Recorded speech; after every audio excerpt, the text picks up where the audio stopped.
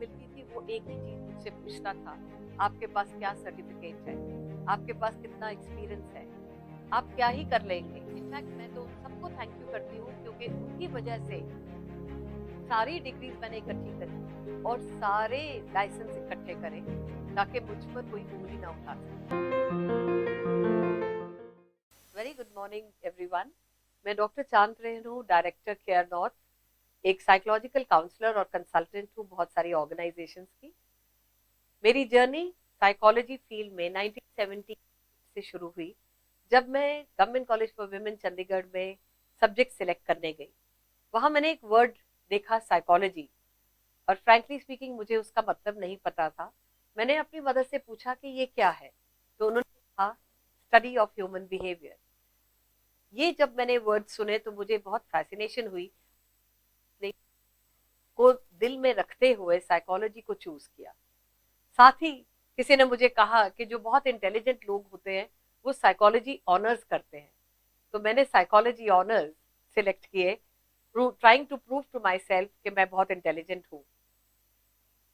3 साल की वो जर्नी बहुत ही इंटरेस्टिंग थी और मैंने अपनी क्लास को भी टॉप किया और कॉलेज में 5th आके मास्टर्स के लिए तैयारी की। पंजाब यूनिवर्सिटी से मैंने साइकोलॉजी सब्जेक्ट में मास्टर्स करी और 1981 में मैं जम्मू आ गई।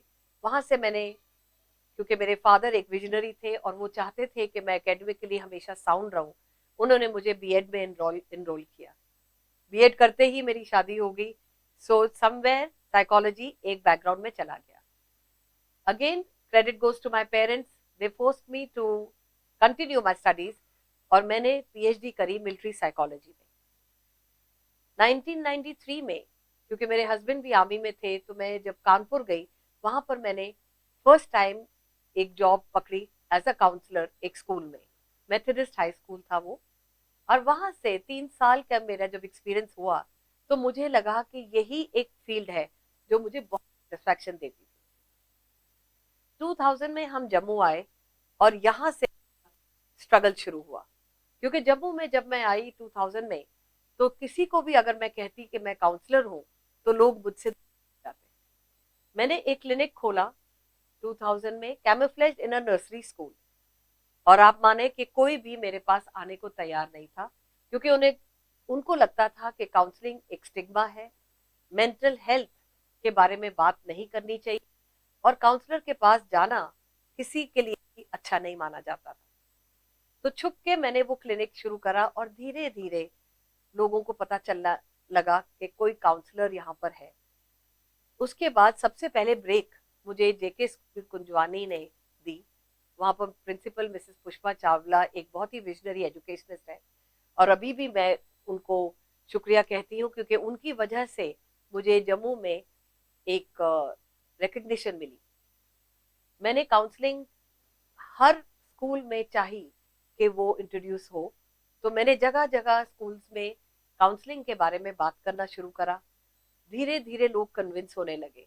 मैंने सीबीएसई बोर्ड को लिखा, डीएवी संगठन को लिखा, एविस को लिखा और भी बहुत ऑर्गेनाइजेशंस को मैंने काउंसलिंग को प्रमोट करने की कोशिश करी। इस दौरान में मेरे को 2005 में यूनिवर्सिटी से ऑफर आया एज अ लेक्चरर, तो मैंने यूनिवर्सिटी ज्वाइन करी as a lecturer of psychology. पर जब मैं वो जॉब कर रही थी तो मुझे सेटिस्फैक्शन नहीं मिल रही थी। 1 साल मैंने लेक्चरर का काम किया पर मुझे लगा कि कुछ मेरी लाइफ से मिसिंग था और मैं वापस काउंसलिंग की तरफ फोकस करने के लिए मैंने यूनिवर्सिटी की जॉब और दोबारा से काउंसलिंग को रिवाइव करने की कोशिश करी। As luck could have it, 2009 में एक प्रोजेक्ट था GFATM राउंड 7 का, जिसमें कि हमें मौका मिल रहा था कि हम काउंसलर्स जो HIV पेशेंट्स के साथ काम करते हैं उनको ट्रेन करें। अब 2009 में मुझे यूनिवर्सिटी ने अप्रोच किया, क्योंकि उस वक्त तक मैं काउंसलिंग में काफी आगे बढ़ चुकी थी और उन्होंने चाहा कि मैं यूनिवर्सिटी ज्वाइन करूं एज ट्रेनर ऑफ काउंसलर्स। तो 2009 में मैंने यूनिवर्सिटी ज्वाइन करी as trainer of counsellor, capacity building officer, GFATM round 7, department of psychology में। और वहां मुझे बहुत सेटिस्फैक्शन हुई, क्योंकि मैं पैन इंडिया ट्रैवल कर रही थी और पैन इंडिया जितने काउंसलर्स थे उन सबको मैं ट्रेन कर रही थी जो कि HIV पेशेंट्स के साथ डील करते हैं। अभी तक की जो जर्नी आप हम सब सुन रहे हैं उसमें लगता है कि कितनी आसानी से मैं कैपेसिटी बिल्डिंग ऑफिसर यूनिवर्सिटी की बन गई। रियलिटी में ऐसा नहीं था। 2000 से जब मैंने क्लिनिक छुप के चलाया, मेरे बहुत क्रिटिक्स थे, बहुत राइवलरी हो गई थी, और जिसको भी मैं मिलती थी वो एक ही चीज मुझसे पूछता था, आपके पास क्या सर्टिफिकेट है, आपके पास कितना एक्सपीरियंस है, आप क्या ही कर लेंगे, आप बच्चे को कैसे बदल सकेंगे। तो यहाँ पर मुझे लगा कि मुझे साथ साथ अपनी स्किल बिल्डिंग पर भी फोकस करना चाहिए, और इसके लिए मैंने बहुत ट्रेनिंग्स ली और बहुत सेशंस करे। साथ ही मैंने अपने सर्टिफिकेट्स को एनहांस करने के लिए RCI से भी, रिहैबिलिटेशन काउंसिल ऑफ इंडिया से भी मिलना शुरू करा, और जब वो कन्विंस हुए तो उन्होंने भी मुझे एक लाइसेंस दिया। मैं वो सब कुछ इकट्ठा करना चाहती थी जो मेरे क्रिटिक्स मुझसे मांगते थे। इनफैक्ट मैं तो उन सबको थैंक यू करती हूँ, क्योंकि उनकी वजह से सारी डिग्रीज मैंने इकट्ठी करी और सारे लाइसेंस इकट्ठे करे ताकि मुझ पर कोई उंगली ना उठा सके। स्किल बिल्डिंग के लिए जरूरी था कि मैं रेगुलरली वर्कशॉप्स अटेंड करती। इसके साथ ये भी जरूरी था कि मैं एक फोकस के साथ चलती कि मैं अलग अलग ऑर्गेनाइजेशंस के साथ मैं अपने आप को जोड़ने लगी। CBSE की रिसोर्स पर्सन मैं बन गई, और उसकी वजह से भी मुझे बहुत इंसाइट मिलती थी नए नए टॉपिक्स के ऊपर। And I was very fortunate कि 2009 में CBSE ने मुझे इनवाइट करा to introduce the concept of tele counselling. तो 2009 में मैं एक पायनियर थी CBSE के साथ, जो दिल्ली में जाके मैंने एक वर्कशॉप दी ऑन टेली काउंसलिंग, और CBSE की टेली हेल्पलाइन काउंसलिंग लॉन्च हुई। अब हमारी स्टेट में भी आओ बात करें करके टेली काउंसलिंग की फैसिलिटी है स्टेट बोर्ड के स्कूल्स के लिए, तो मैं उसका भी एक हिस्सा हूँ।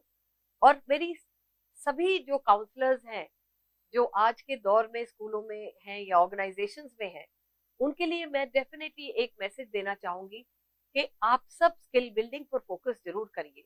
सिर्फ masters in psychology is not enough for counselling.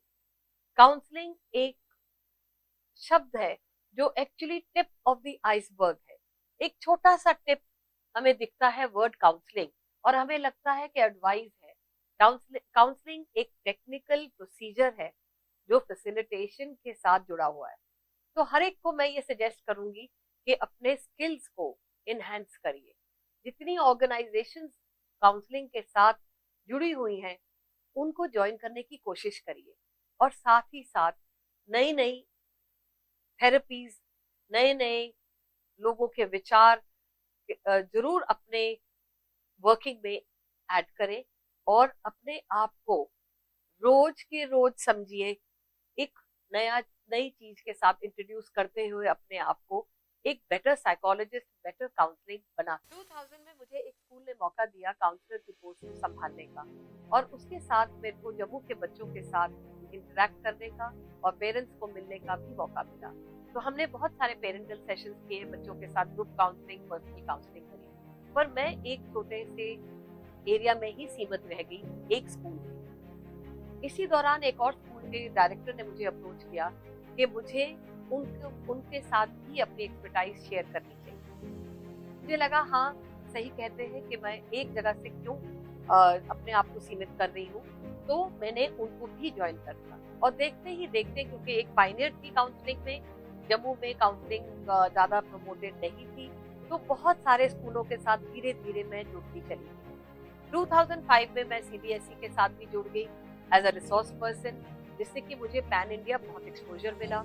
And 2009 में as a pioneer for tele counselling in CBSE मैंने टेली काउंसलिंग का काम भी शुरू कर दिया। आज के दौर में मैं जो कुछ भी हूँ वो इस वजह से हूँ क्योंकि मैंने कभी गिव अप नहीं किया, नई नई स्किल्स अपने सीखती रही, और नई नई ऑर्गेनाइजेशंस के साथ मैं जुड़ती चली गई। काउंसलिंग में अनकंडीशनल सर्विस टू मैनकाइंड एक लाइन है जिसको मैंने दिल से पकड़ लिया, और मैंने ना शब्द को कभी ना यूज करते हुए हर एक इंसान की मदद करने की कोशिश करी। बिलीव मी, एक बहुत टफ स्ट्रगल है।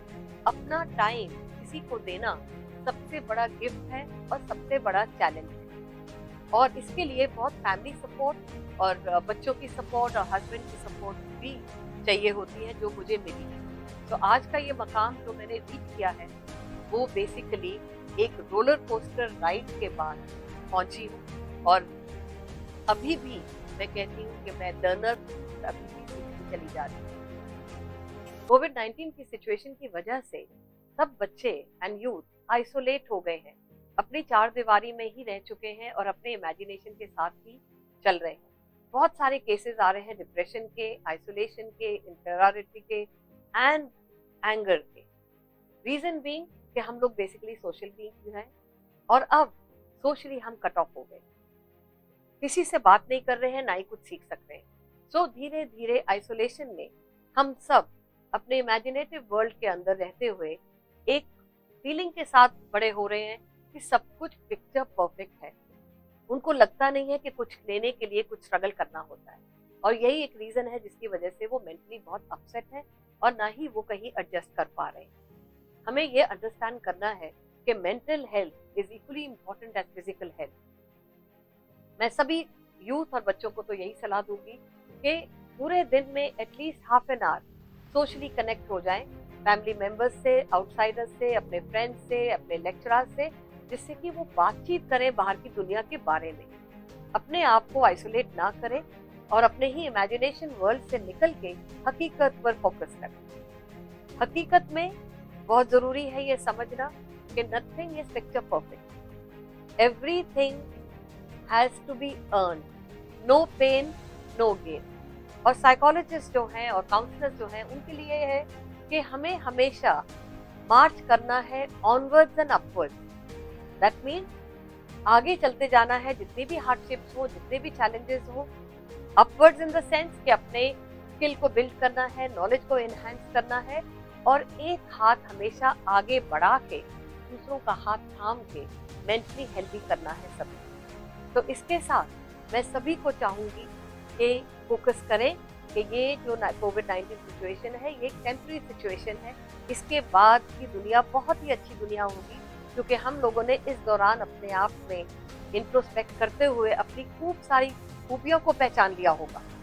सो अपने ड्रीम को फॉलो करना है विद डेडिकेशन एंड डिटर्मिनेशन, और साथ ही अपने आप से हमेशा खुदफुल रहना है। अगर एक गोल फिक्स्ड है तो उसको हमेशा पाने के लिए हमें हर एक कोशिश करनी चाहिए, क्योंकि जैसे कहते हैं लक्ष्य पिक्चर कर एक डायलॉग कि अगर घास भी काटो तो इतना अव्वल काटो कि आपसे आगे और अच्छा कोई काट ना सके।